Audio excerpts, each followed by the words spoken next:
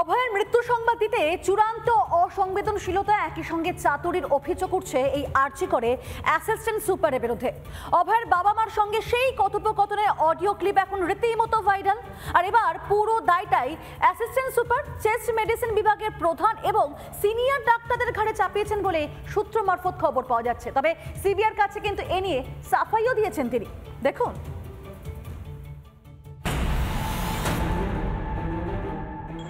ওর একটু শরীরটা খারাপ হয়েছে, আপনারা কি একটু আসতে পারবেন ইমিডিয়েট?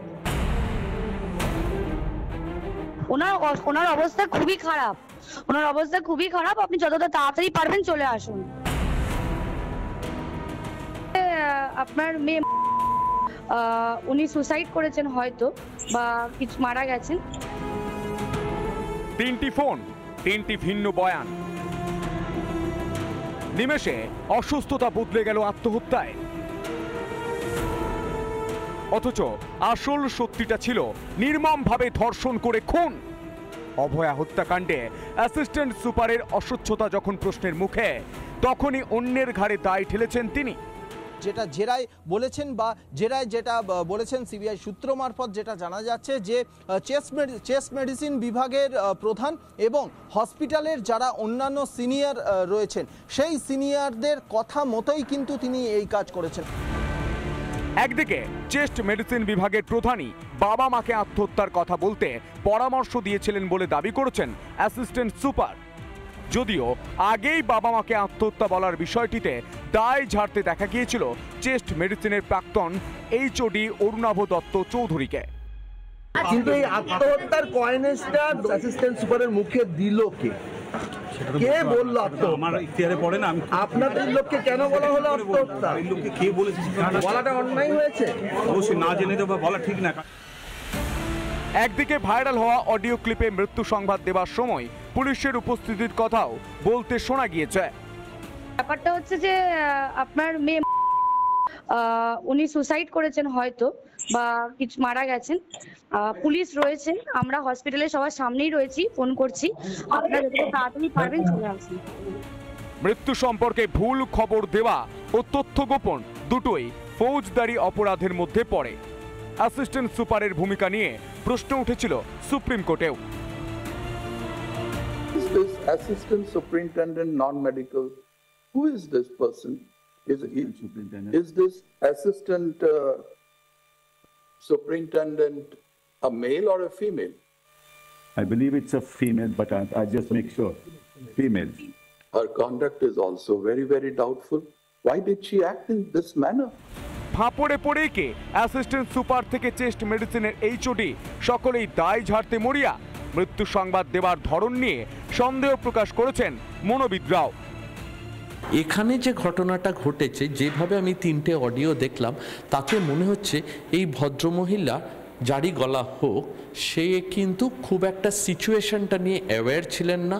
2 নম্বর হচ্ছে খুব হুড়োহুড়ি করছিলেন বলার জন্য। 3 নম্বর হচ্ছে খুব অ্যাব্রাপ্টলি বলছিলেন। ময়না তদন্তের আগে থেকেই কেন বারবার আত্মহত্যার তত্ত্ব খাড়া করার চেষ্টা করা হচ্ছিল? কলকাতা পুলিশের দুঁদে অফিসাররাই বা কেন খোলসা করলেন না সবটা? অভয়াকাণ্ডে অনেক প্রশ্নেরই উত্তর এখনো অজানা। রিপাবলিক বাংলা। আরজি করে তো একাধিক অভিযোগ সামনে আসছে। এবার আরজি করে সেখানে আর্থিক দুর্নীতি এবং আর্থিক কেলেঙ্কারি তদন্ত হাসপাতালে মর্গে সেখানে সিবিআই নজর থাকছে, যেমনটা এই খবর পাওয়া যাচ্ছে। এবং সেক্ষেত্রে আরজি করে অশনাক্ত দেহের হিসাবেও গড়মিলের অভিযোগ পাওয়া যাচ্ছে। 2021 থেকে 2024-এর মধ্যে অশনাক্ত দেহের সংখ্যা কত? পুরো বিষয়টি খতিয়ে দেখছে সিবিআই। ডেড বডি যেগুলো ধরুন আনক্লেম থাকে, এবার অ্যাক্সিডেন্ট কেস বা এইসব বডি, সেগুলোকে ইউজুয়ালি ডিসেকশনের জন্য স্টুডেন্টরা ব্যবহার করে, তারপরে যেভাবে ডিসপোজ করা ওটাকে সেভাবে করা হয়, কিন্তু সেটা ফিনান্সিয়াল বেনিফিটের জন্য ও ওই বডিগুলোকে বিক্রি করে দিচ্ছিল। তার সঙ্গে রফায় না পোষায় এই সন্তোষ মল্লিক, সেক্ষেত্রে ও ডিসেকশন করে প্রয়োজনে এই যে যারা অন্যান্য স্কিলডম আছে, এদের ক্ষমতা নেই কিছু বলার, এদের ক্ষমতা নেই। এ যদি মানা করে যায় যে বডি দিবি না, ওরকম কেটে রেখে দেবে। ডিসেকশন করা বডিটাকে উইদাউট স্টিচিং তাকে দেখাবে যে আপনি সেলাই করে নিন।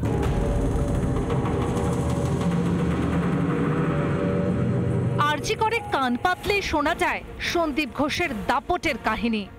দিন যত গড়াচ্ছে ততই উঠে আসছে প্রাক্তন অধ্যক্ষের কারনামা।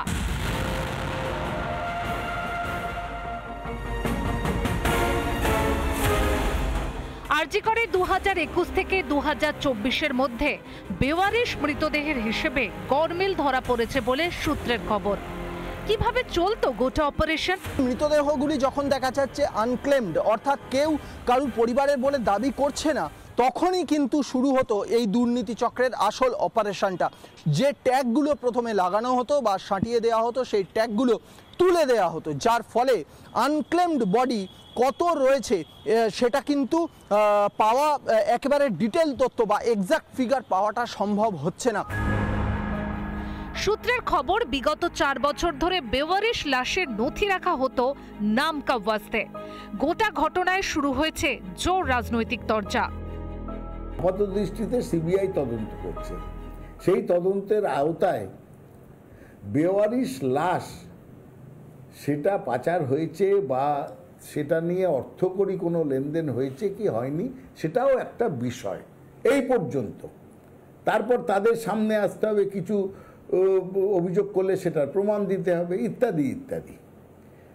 আর শেষ কথাটার একটা উত্তর দিই, বাংলাদেশেও নাকি গেছে লাশ। এবার আপনি বলুন তো, বাংলাদেশে লাশ পাচার করতে গেলে তো সেটা যেতে হবে বর্ডার ক্রস করে, সেই বর্ডার পাহারা দেয় কে? এবার এই লোকটা তো ধারাবাহিকভাবে এটা চালিয়ে যাচ্ছে এবং কোনো আশীর্বাদ অনুপ্রেরণের সঙ্গে আছে, তাহলে এটা টেনে নেওয়া যেতে পারা যাচ্ছে না, ফলে তাকে গ্রেপ্তার করা যাচ্ছে না। অন্যদিকে আরজি করে হাসপাতালে দুর্নীতির অভিযোগের তদন্তে গতি বাড়াচ্ছে সিবিআই। বৃহস্পতিবারের পর শুক্রবার ফের আরজি করে যান কেন্দ্রীয় গোয়েন্দারা। একদিকে সন্দীপ ঘোষের বিরুদ্ধে দুর্নীতির তদন্ত, অন্যদিকে অভয়াকে ধর্ষণ করে খুনের ঘটনায় টানা 14 দিন সিবিআই জিজ্ঞাসাবাদের মুখে আরজি করের প্রাক্তন অধ্যক্ষ। শুক্রবারও সিজিওতে হাজিরা দেন সন্দীপ ঘোষ। কবে সুবিচার পাবে তরুণী চিকিৎসক, সেদিকে তাকিয়ে গোটা দেশ। রিপাবলিক বাংলা। অভয়া হত্যাকাণ্ডের দিন সেমিনার রুম কি আদৌ সংরক্ষিত করেছিল কলকাতা পুলিশ, সে প্রশ্ন যখন উঠছে, এবার আরো চাঞ্চল্যকর ছবি, ভিডিও ভাইরাল এবং যাতে সেমিনার হলের বাইরেও কিন্তু ভিড় একেবারে স্পষ্ট। সেমিনার রুম কর্ডন করা নিয়ে প্রশ্ন উঠতে সেদিকে আবার ফের সাফাই দিতে থাকে পুলিশ আধিকারিকরা।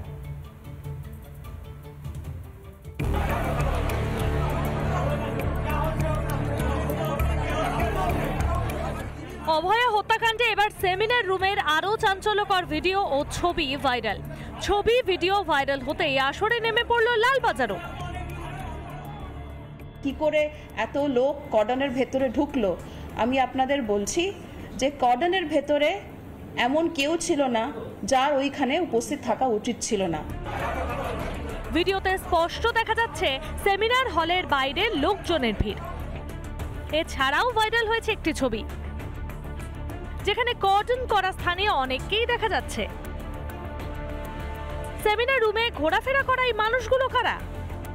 এর আগেও সেমিনার রুমের ভিতরে সন্দীপ ঘনিষ্ঠদের দাপিয়ে বেড়ানোর একটি ভিডিও ভাইরাল হয়। তখন ঘটনাস্থল অরক্ষিত থাকা নিয়ে ডিসি সেন্ট্রালের দাবি নস্যাৎ করেছিলেন অভয়ার বাবা।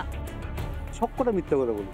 ইন্দিরা মুখোপাধ্যায়, যিনি সেন্ট্রাল ডিসি সেন্ট্রাল, আমরা যখন ঢুকেছি তখন না কোনো রকম কর্ডন করা ছিল না, কোনো ঘেরা ছিল না। তবে ভাঙলেও মচকাতে রাজি নয় কলকাতা পুলিশ। ছবি ভিডিও ভাইরাল হওয়ার পর সাংবাদিক বৈঠক করে সেটাই বুঝিয়ে দিলেন ডিসি সেন্ট্রাল। ডিডি সেকশনের ভিডিওগ্রাফার আছেন, তারপরে লার্নেড সিপি স্যার আছেন, তারপরে কিন্তু এফএসএল এ যারা থাকেন তারা আছেন। যেখানে যে কজন ছিলেন আমরা সবাইকে আইডেন্টিফাই করতে পেরেছি। কি করে এত লোক কর্ডনের ভেতরে ঢুকলো, আমি আপনাদের বলছি যে কর্ডনের ভেতরে এমন কেউ ছিল না যার ওইখানে উপস্থিত থাকা উচিত ছিল না। অভয়া হত্যাকাণ্ডে প্রথম দিন থেকেই তথ্য প্রমাণ লোপাটের দাবি উঠছে। একের পর এক ভিডিও ভাইরাল হওয়ার পর আরও জোরালো হচ্ছে সেই দাবি। এত কিছুর পরও কি ন্যায় বিচার পাবে অভয়া?